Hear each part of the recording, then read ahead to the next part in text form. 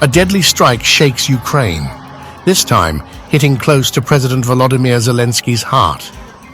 Russian missiles slammed into his hometown of Kryvyi Rih, killing at least 19 people, including 9 children. Over 50 others were injured as flames tore through homes and screams echoed through the streets.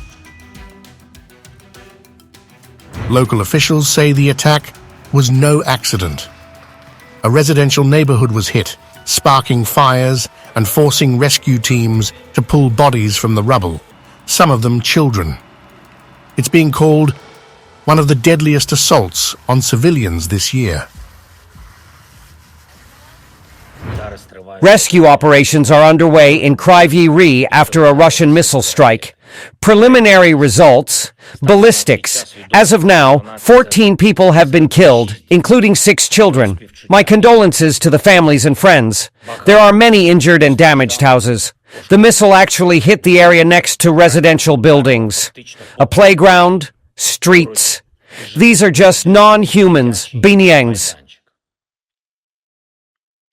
Everyone who can do such a thing. There is no normal word for these Russian scum.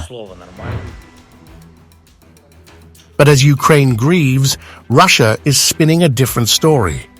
The Russian Defense Ministry claims the strike hit a military target, a meeting between Ukrainian unit commanders and Western advisors. They say it was a precision strike that killed up to 85 fighters. Ukraine's military has rejected that claim outright, calling it propaganda meant to mask a war crime. Emergency workers on the ground say there was no sign of military activity, just families caught off guard by missiles and drones. A second wave of attacks came hours later, this time drones. At least one more civilian was killed when unmanned aerial vehicles struck homes once again, leaving behind shattered glass and smoking debris. President Zelensky issued a passionate plea in his nightly address, urging the international community to step up pressure on Moscow. All Russian promises end up with missiles and drones, bombs or artillery. Diplomacy is an empty word for them. That is why we need pressure. Enough pressure on Russia to make them feel the consequences of every deception, every strike, every day they take lives and prolong the war. And as accusations fly, both Ukraine and Russia continue to trade blame over ceasefire violations. Moscow claims Kyiv has targeted energy facilities 6 times in just one day.